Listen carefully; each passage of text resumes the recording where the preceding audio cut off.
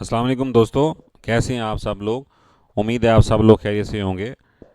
आपको मैं वेलकम करता हूं अपने चैनल नेक्स्ट लेवल पे। मैं मोहम्मद ताहिर शफीक आज लाया हूं आपके लिए बड़ा बेहतरीन टॉपिक। आज का टॉपिक आपको बहुत ज़बरदस्त एक्सपीरियंस देगा। आपकी जॉब लगने के बाद जब आप ऑर्गेनाइजेशन में जाते हैं तो सबसे पहला जो आपको सामना होता है वो आपके बॉस से होता है। तो बॉस से रिलेटेड आज मैंने टॉपिक बनाया। मैंने कहा आपको ज़रा अपना एक्सपीरियंस शेयर करूं कि बॉस का स्टेटस क्या होता है प्राइवेट जॉब्स में या गवर्नमेंट जॉब्स में। स्पेशली प्राइवेट जॉब को मैं इस वक्त हाईलाइट कर रहा हूं, तो मैं ये बताऊंगा आज आपको, अपने एक्सपीरियंस को शेयर करूंगा आपके साथ कि बॉस का क्या स्टेटस होता है कंपनीज में। तो चलते हैं आज के टॉपिक की तरफ। आपने एक सेंटेंस सुना होगा दोस्तों कि बॉस इज़ ऑलवेज राइट। तो आज मैं इस सेंटेंस को अपने एक्सपीरियंस के तड़के के साथ आपको बयान करूंगा और बताऊंगा कि वाकई boss is always right. Boss हमेशा ही राइट होता है। बॉस के पास बहुत अथॉरिटीज़ होती हैं और जब भी आप किसी के सबॉर्डिनेट बन जाएं, किसी के अंडर काम करें, तो हमारे यहाँ तो वैसे ही बॉस जो हैं वो बड़ी अथॉरिटीज़ के मालिक होते हैं। उनके हाथ में सारा हमारी जॉब की हायरिंग फायरिंग, हमारे फ्रेंड्स एंड बेनिफिट्स, हमारे बोनसेस, हमारी इंक्रीमेंट, ये तमाम चीज़ें जो हैं वो बॉस के अंडर होती हैं। तो ये माकूला, ये सेंटेंस जो आपने सुन रखा है कि बॉस इज़ ऑलवेज राइट, ये बिल्कुल ठीक है। क्योंकि अगर आप अपने बॉस के साथ प्राइवेट कंपनी में या जॉब में या ऑफिस में बनाकर नहीं रखते तो वो आपको ऐसे उठा के फेंकेगा कंपनी से बाहर, ऐसे आपकी जॉब लेगा जैसे हम दूध में से मक्खी को उठा के बाहर फेंकते हैं। तो लिहाजा आपने बड़ी केयर करनी है इस बारे में, अपने बॉस से बना के रखनी है। जब आप अपनी जॉब हंटिंग के बाद, जॉब इंटरव्यू के बाद सेलेक्ट होके ऑफिस में जाएंगे, अपने बॉस के अंडर काम करेंगे, अपने एचओडी के अंडर काम करेंगे, तो आपको उसके साथ बना के रखनी होगी। उसकी जो जॉब डिस्क्रिप्शन वो आपको देगा, जॉब असाइनमेंट्स आपको देगा, तो आपने उसको पूरा करना होगा, ऑन टाइम पूरा करना होगा। बहुत सारी असाइनमेंट्स इस तरह की भी होती हैं कि जो आपको जिच करती हैं, ओवर टाइम लगवाती हैं आपसे, आपकी सैलरी को कम करने का बायस, आपकी इंक्रीमेंट को कम करने का बायस बनती हैं, आपके क्रेडिबिलिटी में नेगेटिव इफ़ेक्ट डालने का बायस बनती हैं। तो लिहाजा ये सारी चीज़ें कंपनसेट हो सकती हैं आप अगर अपने बॉस से बना के रखें। तो boss is always right, boss से बना के रखें, बॉस से बिल्कुल ना बिगाड़ें। अगर आपने बॉस से बिगाड़ दिया तो पाकिस्तानी इन्वायरमेंट में वैसे भी हर वक्त हालात ख़राब रहते हैं। पाकिस्तान में महंगाई अरूज पे होती है, और अगर उसके बाद आपने बॉस से भी बिगाड़ दी, बॉस कोई भी हो सकता है आपका, वो बॉस सीईओ भी हो सकता है, वो हम आगे चल के अभी डिस्कस करेंगे कि बॉस किस किस किस्म के बॉसेस होते हैं और किस किस हायरार्की के तहत वो बॉसेस आपके होते हैं। तो आपने इस चीज़ का ख्याल रखना है, अपने बॉस से बना के रखनी है और अपनी जॉब को सिक्योर करना है। तो मैं थोड़ा सा ब्रीफ कर दूं कि हमारे, आप सब लोग जानते ही हैं कि तीन टाइप की कंपनीज होती हैं: सोल ऑनरशिप्स, पार्टनरशिप्स और कंपनीज या प्राइवेट लिमिटेड्स। तो ये तीन किस्म की कंपनीज होती हैं। चलते हैं और डिस्कस करते हैं कि इनमें बॉसेस किस चीज़ का नाम होता है, किस बला का नाम होता है बॉसेस। तो सोल ऑनरशिप में यानी कि कोई एक ऑनर हो किसी भी बिज़नेस का, कोई दुकानदार हो, कोई शॉपकीपर हो, या कोई वन मैन शो हो, जिसे हम कहते हैं कि उसने इन्वेस्टमेंट की, अपना कोई छोटा मोटा कारोबार स्टार्ट किया और उसने अपने नीचे एक पीएन रख दिया, स्वीपर रख दिया, तो वो भी उन दोनों का बॉस बन गया। तो सोल ऑनर जो इन्वेस्टमेंट करके अपने बिजनेस को स्टार्ट करता है, जो अकेला इंसान कोई भी इन्वेस्टमेंट करके अपने बिजनेस को स्टार्ट करता है, तो उसको हम सोल ऑनर कहते हैं, अकेला मालिक। तो अगर अकेला मालिक है तो one owner is called boss, तो वो अकेला ही बॉस कहलाएगा। उस एक बॉस के अंडर, उस एक ऑनर के अंडर वन मैन ऑनरशिप होती है। 1 से 100 एम्प्लॉयज़ तक जो है वो रख सकता है, हो सकती हैं। उसकी बिज़नेस आहिस्ता आहिस्ता बढ़ता है तो फिर वो अगली स्टेजेस में चला जाता है। और तमाम डिसीजंस पावर्स जो हैं वो एक बंदे के अंडर होती हैं। लिहाजा अगर आप सोल ऑनर के अंडर काम करते हैं तो आपको उस बॉस का ख्याल रखना पड़ेगा, उसके साथ बना के रखनी पड़ेगी और उसकी सारी बातों को मानना पड़ेगा। उसकी दी हुई तमाम गाइडलाइन को, तमाम असाइनमेंट्स को, तमाम जॉब डिस्क्रिप्शंस को ऑन टाइम फुलफ़िल करना पड़ेगा। क्योंकि इस एक वन मैन शो से भी अगर आपने बिगाड़ दी तो आपकी जॉब इमीडिएटली और इफ़ेक्टिवली अल्टीमेटली जाएगी और आपको परेशानी का सामना करना पड़ेगा। इसलिए सोल ऑनर में एक ऑनर के अंडर अगर आप काम कर रहे हैं तो अपने इस बॉस से बना के रखें। तो दूसरी टाइप होती है जी पार्टनरशिप। तो पार्टनरशिप में जो सीईओ होता है एक, मतलब अगर एक पार्टनर है, मिनिमम 2 बंदों से पार्टनरशिप बनती है, तो उसमें एक सीईओ होता है और एक ऑपरेशनल या मैनेजिंग पार्टनर होता है उसके साथ। तो इसमें एक जो सीईओ होता है, तो सीईओ जो है वो CEO is called your boss. अब सीईओ के अंडर हायरार्की होती है कि सीईओ, पार्टनरशिप फर्म्स में जब कोई इंसान बिजनेस करता है, 2-3 बंदे मिल के पार्टनर्स बन के अपनी कंपनी को चलाते हैं, तो एक बंदे को सीईओ बना देते हैं और उसके नीचे फिर हायरार्की आ जाती है, अदर मैनेजिंग पार्टनर्स आ जाते हैं, और वो पार्टनर्स आहिस्ता आहिस्ता जब अपनी इन्वेस्टमेंट को बढ़ाते हैं या अपनी इन्वेस्टमेंट लगाते हैं, तो वो छोटा मोटा एक ऑफिस का सेटअप बनाते हैं, उसके अंडर वो operation manager, administration manager, finance manager और ऑडिट मैनेजर और इसी तरह सेल्स का हेड ये रखते हैं। तो उन तमाम जो हिरार्कीज़ के अंदर सुपीरियर बॉस होगा वो सीईओ होगा, और उसके अंडर जो भी बाकी लोग आएंगे वो डिपार्टमेंटल हेड कहलाएंगे। हर डिपार्टमेंट का अपना अपना बॉस होगा, और उस डिपार्टमेंटल हेड के अंडर जो है जितने भी लोग काम करेंगे वो तमाम सबॉर्डिनेट्स होंगे, उनके डिपार्टमेंटल हेड उनके बॉस होंगे, और उन तमाम बॉसेस का हेड सीईओ कहलाएगा। अब होगा क्या, अब सीईओ तो हो गया इन्वेस्टर, सीईओ तो हो गया जो है वो मेन अथॉरिटी जिसने तमाम को हायर फायर करना है। तो तमाम डिपार्टमेंटल हेड्स इस सीईओ से बना के रखेंगे, और जो उनकी अंडर डिपार्टमेंटल हेड्स के अंडर जो लोग काम कर रहे हैं वो सीईओ से बना के रखेंगे, क्योंकि उनको भी अपनी जॉब प्यारी है। तो इसके अंदर 1 मैन ऑनरशिप होती है, 5 से लेके 250 एम्प्लॉयज़ तक जो हैं वो इसके अंडर, सीईओ के अंडर काम करते हैं। कंपनी बढ़ जाए तो फिर वो सैकड़ों में हो जाती है, हज़ारों में हो जाती है। तमाम डिसीजंस जो हैं वो भी अंडर 1 मैन शो होती हैं, मतलब सीईओ के अंडर होती हैं। सीईओ चीफ एग्जीक्यूटिव ऑफिसर कहलाता है, और यही सबका बॉस होता है। उसके नीचे एचओडीज़ होते हैं, एचओडीज़ हेड ऑफ डिपार्टमेंट्स होते हैं। CEO is the boss of all HODs, जितने भी डिपार्टमेंट्स वो बनाएगा उसमें एक एक मेन अथॉरिटी होगी, वो एचओडीज़ कहलाएंगे। तो एचओडीज़ का बॉस हो गया CEO. Your boss is your departmental head, आप जिस बंदे के अंडर, जिस जो आपकी डिग्री है, जहाँ आप सूटेबल हैं, आपने वहाँ जॉब हासिल की, तो आप जिस डिपार्टमेंट के अंडर जाएंगे वो डिपार्टमेंटल हेड जो आपको रिकमेंड करेगा टूवर्ड सीईओ, और वहाँ से आप साइन होके आपकी सीवी आएगी तमाम बेनिफिट्स के साथ, और आप हायर होंगे कंपनी में। तो जो ये सारे काम करा रहा होगा वो आपका डिपार्टमेंटल हेड होगा, और आपने उससे बना के रखनी है। तो our boss has all rights so be careful, हमारे बॉस के पास तमाम राइट्स होते हैं जी, क्योंकि वो हमें नौकरी दिलवाता है, वो सीईओ को फाइनल अथॉरिटी को रिकमेंड करवा के हमें अपनी उस ऑर्गेनाइजेशन में जॉब दिलवाता है, तो लिहाजा उसका इख्तियार हमारे ऊपर बहुत ज़्यादा होता है, तो हमने उससे बना के रखनी है। अगर हम उससे नहीं बना के रखेंगे तो अल्टीमेटली हमारी जॉब का लॉस हो जाएगा। अब आ गई जी कंपनीज़, तीसरी जो इसकी टाइप होती है। तो कंपनीज़ जो हैं वो securities and exchange commission of Pakistan में रजिस्टर्ड होती हैं जी। इसके अंदर एक से लेके और आगे 2 3 4 5 लोगों तक की जो है वो पार्टनर्स होती हैं, उनको हम डायरेक्टर्स कहते हैं। जो लोग इन्वेस्टमेंट करेंगे, मिलकर इन्वेस्टमेंट करेंगे या अकेले बंदे की इन्वेस्टमेंट होगी, और अगर वो कंपनी बनाएगा तो उसके आगे प्राइवेट लिमिटेड लिखा जाएगा, तो उसके अंडर जो अथॉरिटीज़ होती हैं वो डायरेक्टर्स कहलाती हैं। तो director is called our boss, यानी कि अगर आप एचओडी हैं तो आपका बॉस डायरेक्टर हो गया। ये भी 1 मैन और मोर पर्सन जो है वो अथॉरिटीज़ हो सकती हैं, 5 एम्प्लॉय से लेके 1000 तक एम्प्लॉयज़ हो सकते हैं कंपनी में।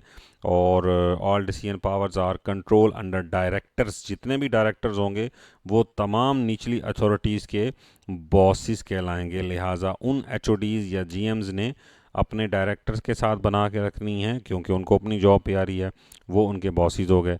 अब जीएम और एचओडीज़ ये डिपार्टमेंटल हेड हो गए। इसके अंडर क्या होगा जी, जनरल मैनेजर जो है वो हेड ऑफ द डिपार्टमेंट जो है वो बॉसेस हो गए, उनके अंडर जो लोग काम करेंगे।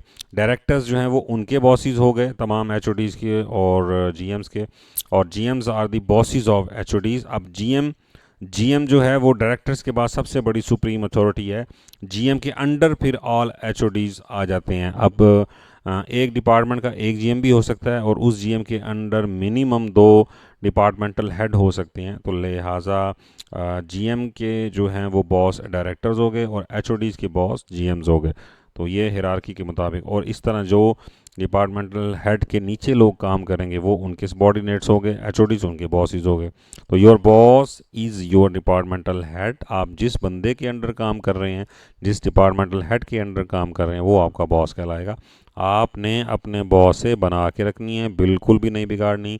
वो जो भी कहें, जो भी असाइनमेंट दें उसको ऑन टाइम मुकम्मल करें और इन टाइम उसको सबमिट करवाएं और अपने नंबर बनाएं और थोड़ी थोड़ी खुशामद भी करते रहें अपने बॉस की, थोड़ी तारीफ़ें भी करते रहें, लेकिन बहुत ज़्यादा करेंगे तो वो भी नेगेटिव होगी आपके लिए।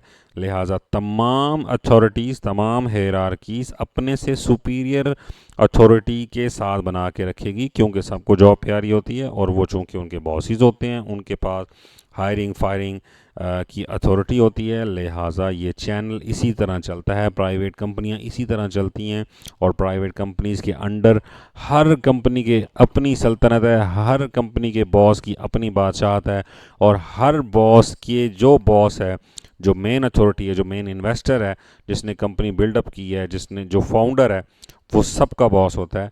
लिहाजा हर बंदे ने हिरार्की के मुताबिक अपने बॉसेस से बना कर रखनी है, क्योंकि आपको जॉब करनी है और आपको जॉब प्यारी है। अगर आपने उनसे बिगाड़ दी, अल्टीमेटली आपका नुकसान हो जाएगा।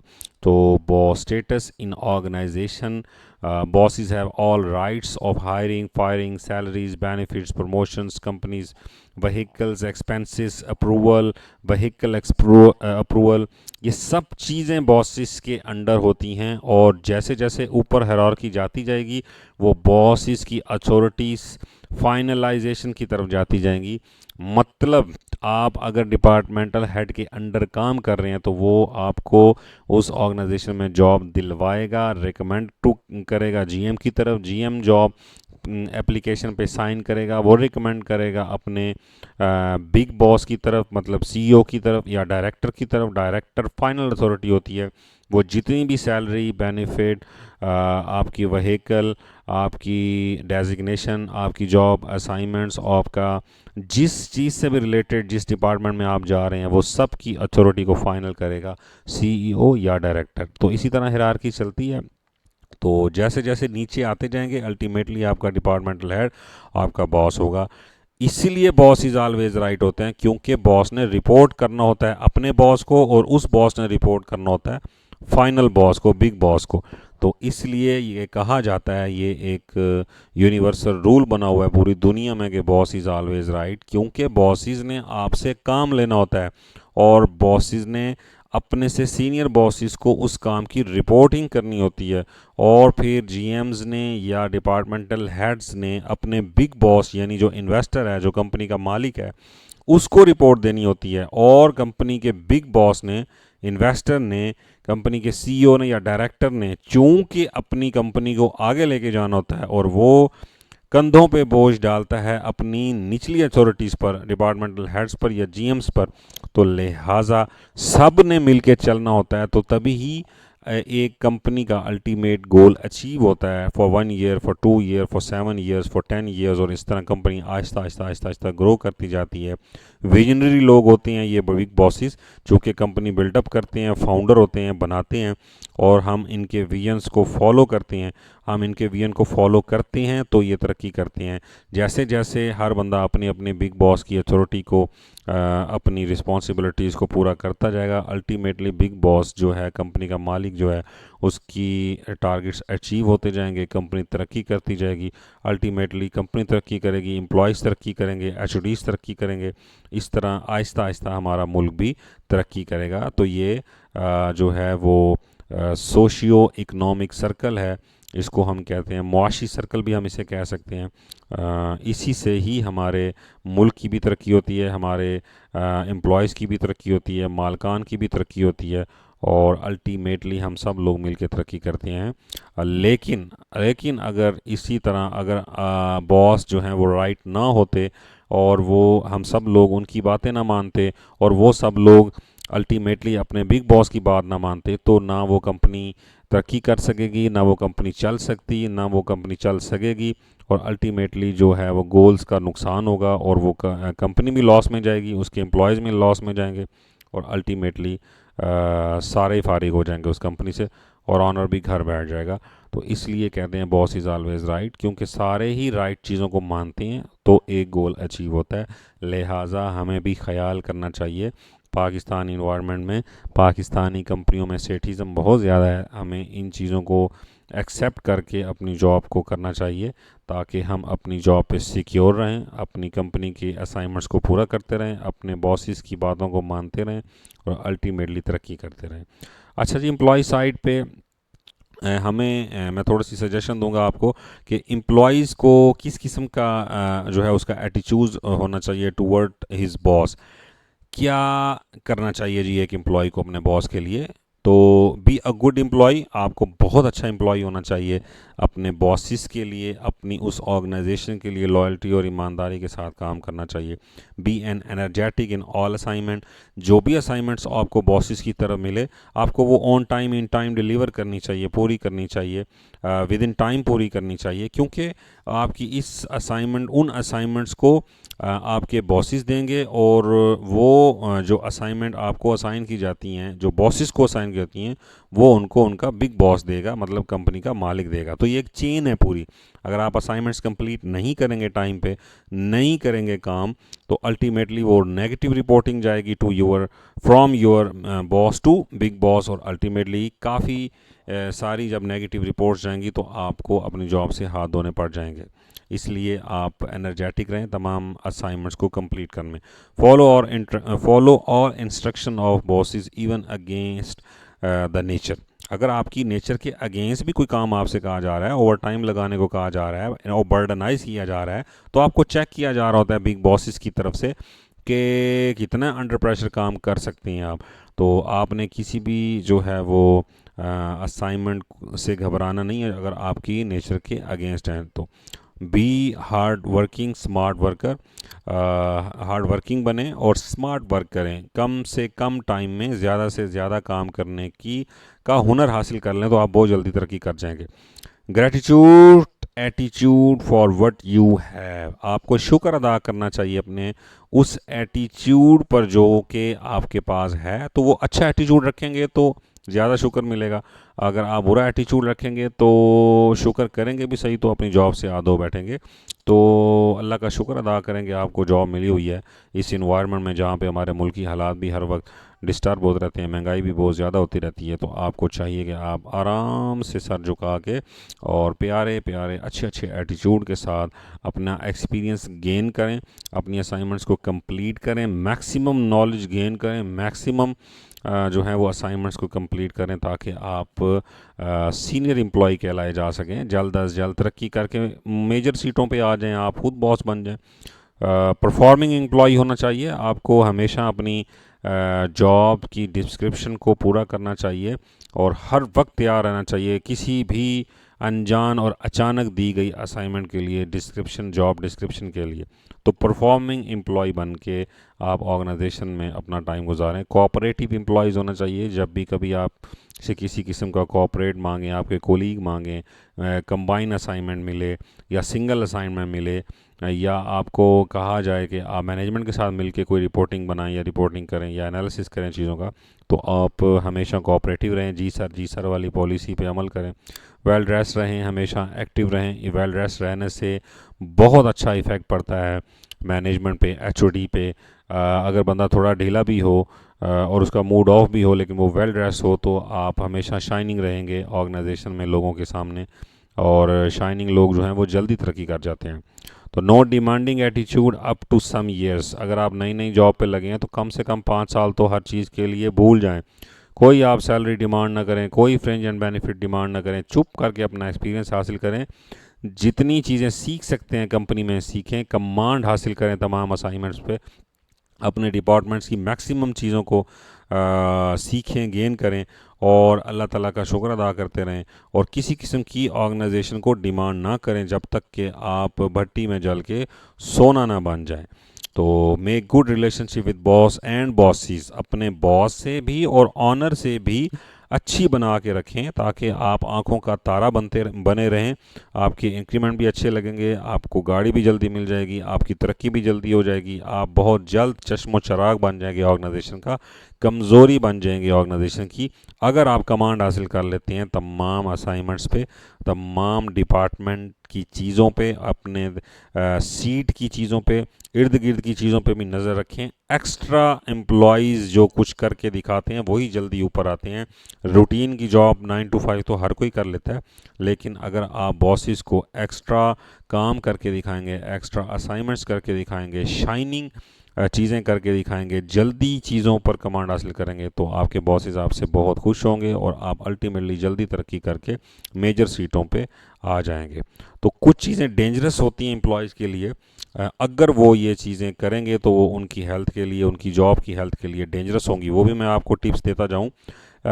सबसे पहले तो अगर आप अपने बॉस की बातें नहीं मानेंगे या काफ़ी अरसे तक डिनाई करते रहेंगे चीज़ों को, तो आप सबसे पहले ये है कि अपनी रिस्पेक्ट को ऑफिस में खो देंगे। Lose respect in your office, आपकी इज़्ज़त जो है वो आहिस्ता आहिस्ता जाती रहेगी और हायर अथॉरिटीज़ को, बिग बॉसेस को आपकी नेगेटिव रिपोर्ट जाती रहेगी।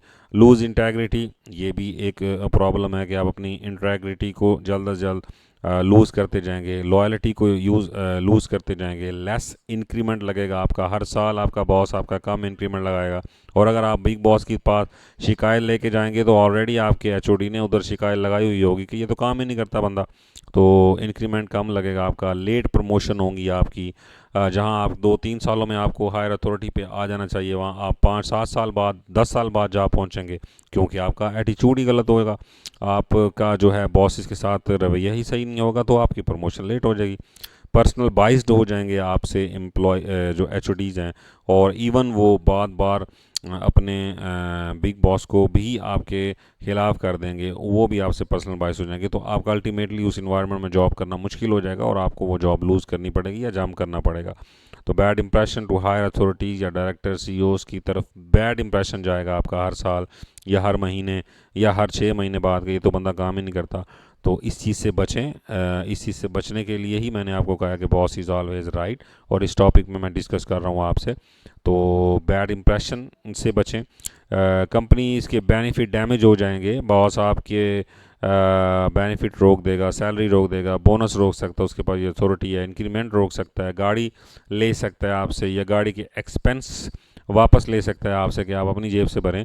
तो ये सारी चीज़ें आपको जिज करेंगी, तंग करेंगी, और ये सारी चीज़ें की जाती हैं एम्प्लॉयज़ को जिज करने के लिए, अगर उनका रवैया अच्छा ना हो, या वो एचओडीज़ के साथ बना के ना रखें, या वो बॉसेस के साथ ना बना के रखें, तो ये हरबे इस्तेमाल किए जाते हैं उनको डैमेज करने के लिए, उनकी रिस्पेक्ट को गिराने के लिए। डी प्रमोशन भी हो सकती है, अगर आप मैनेजर बैठे हैं तो असिस्टेंट मैनेजर बना देंगे, असिस्टेंट मैनेजर बैठे हैं तो असिस्टेंट बना देंगे किसी का।